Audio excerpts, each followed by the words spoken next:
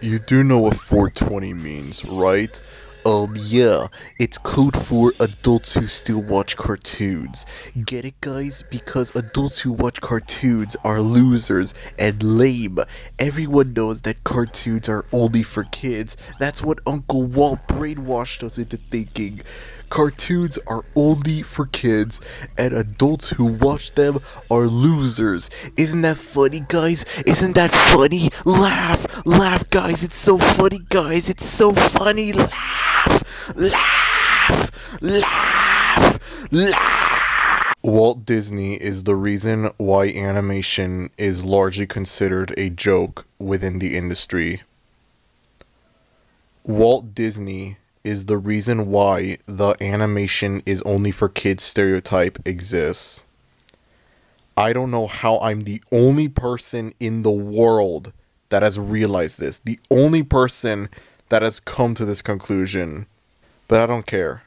It needs to be said. It needs to be said. Disney is the reason why animation is largely considered a joke. Everyone always criticizes the whole cartoons are for kids stereotype, but nobody actually takes the time to think, like, why does it exist in the first place? Nobody takes the time to think, like, who started it, you know? And the answer is so obvious. The answer is right there in front of our eyes. It's so obvious, guys. It's so obvious. Animation is dead. Okay? Animation is dead. Animation as an art form is dead. I don't even care. We can try our hardest. It doesn't matter. The general public will always view animation as just this dumb thing for kids, and we cannot do anything about it. We just cannot do anything about it. The current state of animation genuinely frustrates me, and today we're going to be talking about that, while also talking about how Disney is responsible for all of this. Because I swear, I cannot be the only one that legitimately thinks this. Alright, animation is largely considered a joke in the industry, and it genuinely f***ing annoys me. Alright, if Citizen Kane, if, you know, the alleged greatest movie ever made, if Citizen Kane was an animated movie, nobody would care about it. Nobody would consider it the greatest movie ever made. Nobody would care about it. Think of all the geniuses, like all of the greats in cinema, you know, Kubrick, Scorsese, Tarantino, you know. Do you think anyone's going to care about any of them if they made animated movies? Imagine if Stanley Kubrick made animated movies. Imagine an alternate world where every Stanley Kubrick movie is an animated movie. You know, 2001: A Space Odyssey, A Clockwork Orange, Doctor Strangelove, or How I Learned to Stop Worrying and Love the Bomb, Full Metal Jacket, The Shining. Nobody would care about any of these movies if they were animated. They would be exactly the same. The only difference is that they're animated. The storyline could be the exact same. The actors would be the same. I mean, yeah, they'd be voice acting the characters and not, like, you know, acting as them, but they'd still be there. And it wouldn't matter. It would still get ignored just because it's animated. And that's it. Nobody would care about any of them if they were animated. You know, I say this as an MCU fan, but it genuinely frustrates me how when someone says Marvel movies aren't real cinema, they're the f***ing Antichrist, and everyone hates them and they're awful and whatever. When someone says animation is only for kids, nobody cares. Like, there's just crickets, and that's it. Like, as if it's just this universally agreed fact and nothing else. Like, it genuinely doesn't make any sense. There's no way that people are gonna prioritize the MCU over animation. I'm sorry. Ignorant people will dismiss animation as an illegitimate art form that's only for kids, and then they'll go on to praise movies like Avatar or Avengers or whatever. Movies that are 99% CGI, and it genuinely doesn't make any sense. So in today's video, I'm going to be talking about a lot of things that have been going on with animation for the last few months, and I'm going to be talking about how Disney is ruined this art form.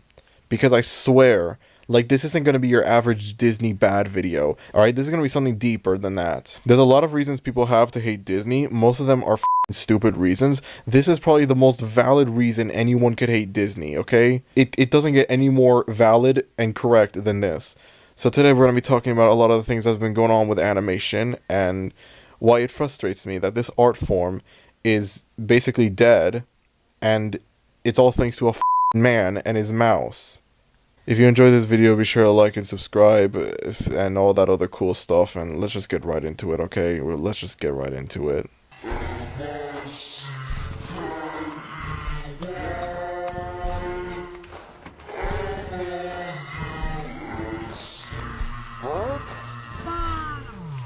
I'm sure most of you watching this are familiar with Velma, the recent cartoon spin-off of Scooby-Doo, and I'm sure you're familiar with the numerous controversies and such that have come from it. I'm sure all of you watching this have seen at least one video talking about why the show is bad.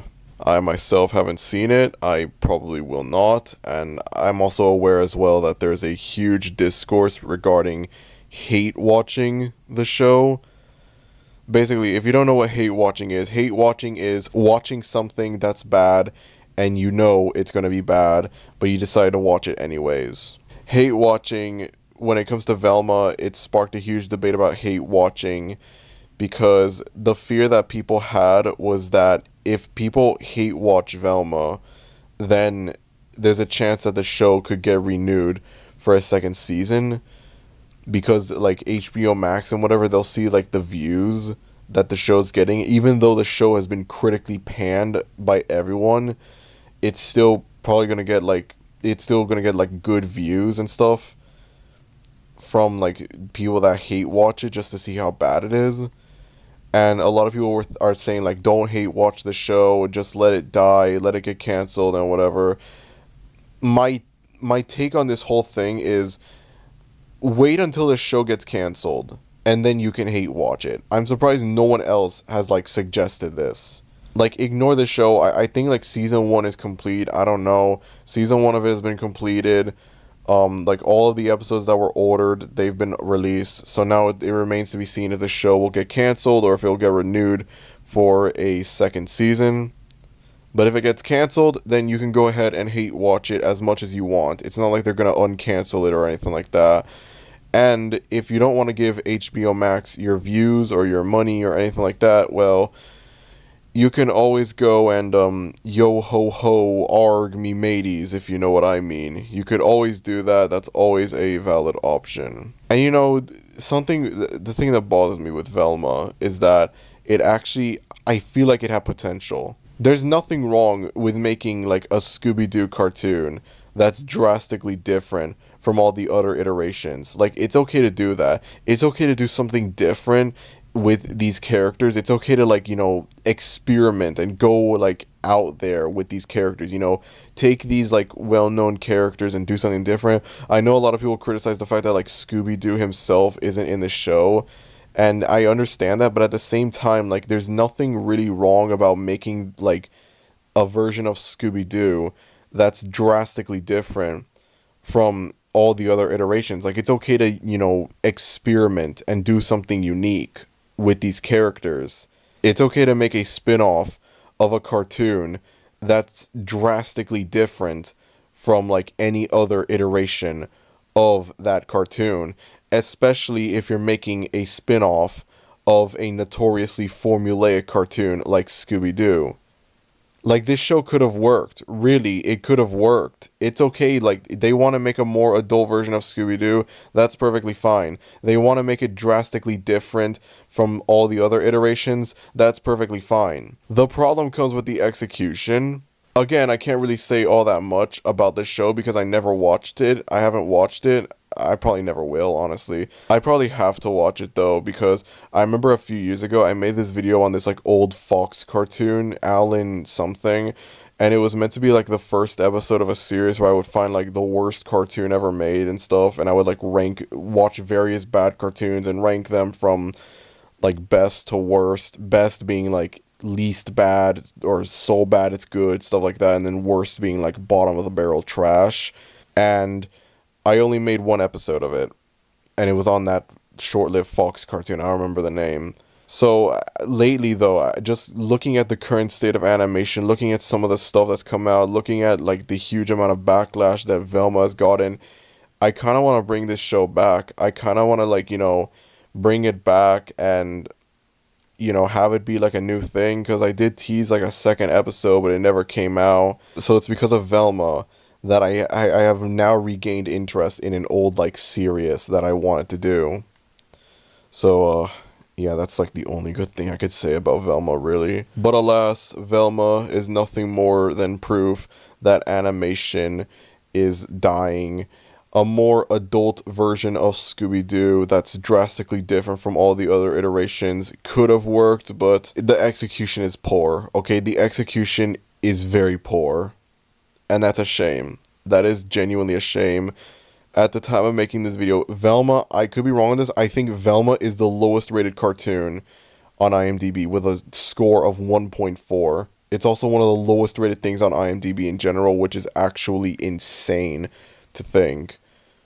So, yeah, I just wanted to bring it up because Velma is a huge part. I can't watch the show. I haven't watched the show.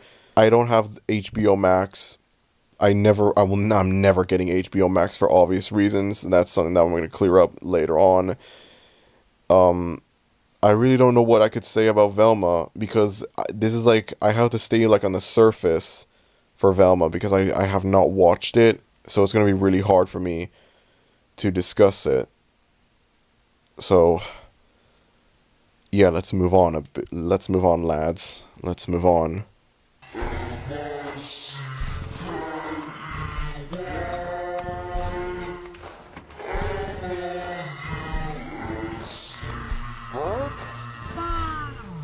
So there's a problem that's been going on lately regarding animation, most anime shows coming out nowadays. We've been getting way too many revivals and reboots and continuations and whatnot, and there are way too many shows for me to list, so I'm just gonna put on screen a list of shows that have either been brought back already in some way, shape, or form, or they are about to be brought back in some way, shape, or form. And then, in addition to that, you also have stuff like the controversial SpongeBob spin-offs and the numerous live-action Disney remakes, as well as apparently Disney and Pixar, they announced Toy Story 5 recently, so all of that is going to definitely add to this problem. And the reason why this is not a good thing is because it just shows that nobody has any like original ideas anymore. Nobody wants to do anything unique. Nobody's like wants to do anything different. Everyone just wants to rehash the old stuff because you know why? Because nostalgia sells. That's why. You know, I remember back in the early 2010s when I was a kid, I would go on the internet and I would constantly see people complaining about how most, you know, modern Nickelodeon and Cartoon Network shows from that time were like garbage and how they wanted the old stuff back. It's like, bring back the old Nickelodeon shows, the new ones are garbage. And I have to wonder, like, where are these people now? Where are these people now that criticize it? Because, well, here's your wish. Here's your f***ing wish. Monkey's Paw strikes yet again. It's because of these people that we have Powerpuff Girls 2016, as well as that live-action Powerpuff Girls show, which I'm pretty sure that's scrapped, but I don't know. It's because of these people that we have that live-action Fairly Odd Parents revival or whatever. It's because of these people that we have Teen Titans Go. Yes, the one cartoon that every cartoon YouTuber likes to pretend is an unholy crime against humanity. It exists because of people constantly criticizing the shows that Nickelodeon and Cartoon Network were airing in the early 2010s and how, like, oh, they want the old shows back, bring back the old shows, whatever. Yeah, all of a sudden, Fanboy and Chum Chum and Johnny Test don't seem so bad now, do they? Do they? You know, maybe we should have given these shows a proper chance during the time, you know? Maybe we should have, you know, maybe we were too mean to them, you know? Maybe we should have given them a proper chance.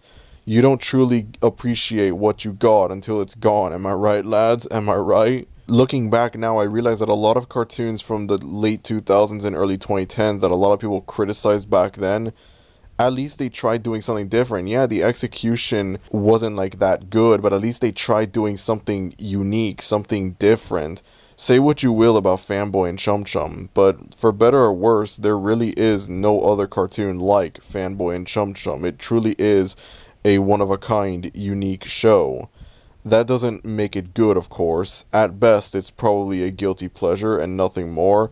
But at least it does something different. At least I can give it credit for having like original like ideas in it and like for doing something different. Honest to God, I would take Fanboy and Chum Chum any day of the week over the corporate nostalgia cash grabs that Nickelodeon's been focusing on lately. Like, I would honestly prefer Fanboy and Chum Chum and Breadwinners and all that stuff, because at least those were original. And the thing as well is that there's nothing wrong with, you know, bringing back these old shows under two conditions. Under two conditions, it's perfectly fine. The first is if you do it via like a movie. Like if you bring back an old show as a movie, then it's perfectly fine. So to give you an idea, you have what I like to call the Nickelodeon Revival Trilogy, which I know that's not a great name, but I can't really think of any.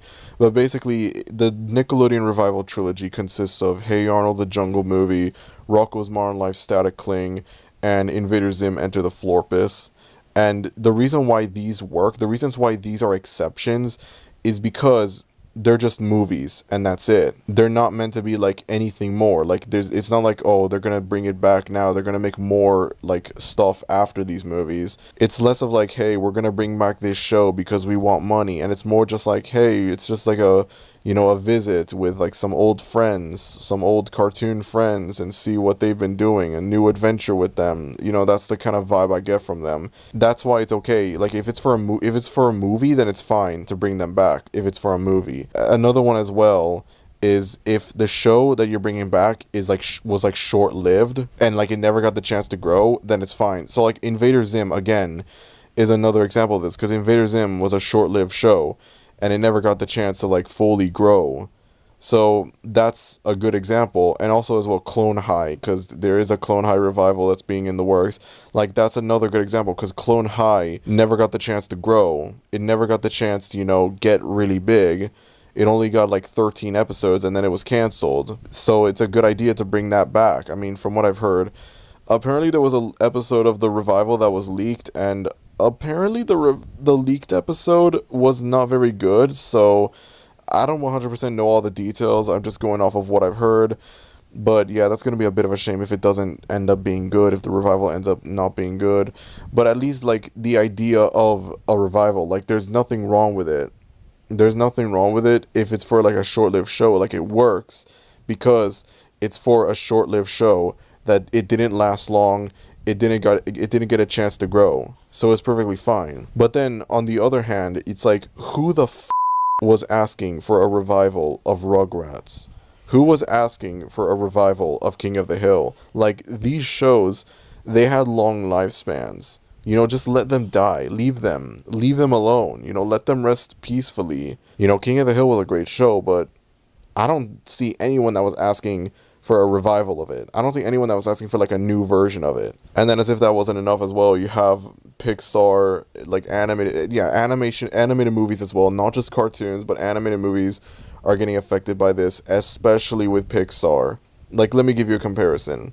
In the 2000s, Pixar released 7 movies, and all of these 7 movies were original. There was no sequels. They didn't release any sequels in the 2000s.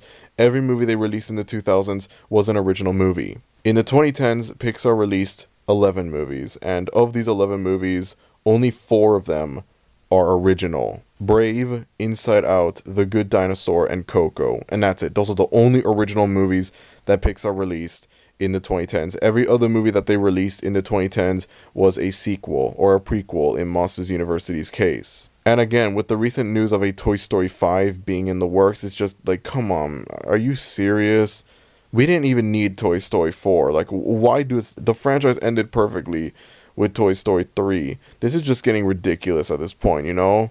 I have my own problems with Pixar. I know I've always talked about, like, you know, I know at the beginning of the video I was making a big deal about this whole, like, Disney is bad sort of thing, but I have my own problems with Pixar nowadays that I wish to cover in a separate video, so yeah, stay tuned for that. It just generally frustrates me that nobody wants to take it. I mean, obviously there are people that are making like new stuff. People are making like new cartoons and whatever with original ideas, but for the most part it's just these reboots and revivals and remakes and stuff like that, continuations, spin-offs and whatever, and most of them like we don't really need. Like, as I said, like I don't think there is a single human being that wanted a Rugrats revival or a King of the Hill revival. You know, I don't think there was anyone that wanted that. No one wanted SpongeBob spin-offs. This isn't me getting into the whole debate about like, oh, if it's disrespectful to Steven Hillenburg or not. That's not, I don't want to get into that whole debate. The main problems I have with these shows is that there's no reason for them to exist. They just do nothing but further prove that Nickelodeon is like, they just have no new ideas. So they're just bringing back the old stuff they made when they were good. When Nickelodeon isn't milking SpongeBob and Loud House, and when they're not traumatizing their child actors or anything like that, they're just doing this, regurgitating all of the old stuff they made when they were good, because originality and creativity are not needed. Nostalgia sells. It makes money. And that's just a sad truth. The moral of the story is, be careful what you wish for, okay? Think about how you were in the early 2010s when shows like Fanboy and Chum Chum and Johnny Test were around, and how you were like, oh, these shows are bad. I wish they brought back the old shows, you know? Think about it, okay? Think about it. How by wishing for all those old shows, you get stuff like Teen Titans Go and like that live action Fairly Odd Parents show. Like, think about it. Alright? Be careful what you wish for. That's all I'm going to say. Unfortunately, due to time constraints, I'm going to have to cut this video into 2 parts. In the second part, I will talk about how 2 certain streaming services are contributing to the death of animation, and I will also be going into more detail about how Disney ruined this art form. I will be looking at the movies that they've been releasing for the last few years, and I'm going to be comparing them to non-Disney animated movies that we've been getting for the last few years, such as Spider-Man Into the Spider-Verse or Puss in Boots: The Last Wish, and I'm going to be showing off like why everyone else is actually like doing interesting stuff with their movies, while Disney and Pixar continue to just pump out mediocrity. If you enjoyed this video, then be sure to leave a like and subscribe. If you're new to the channel, it would be greatly appreciated. Thank you everyone for watching this video, and I will see you all next time. Adios.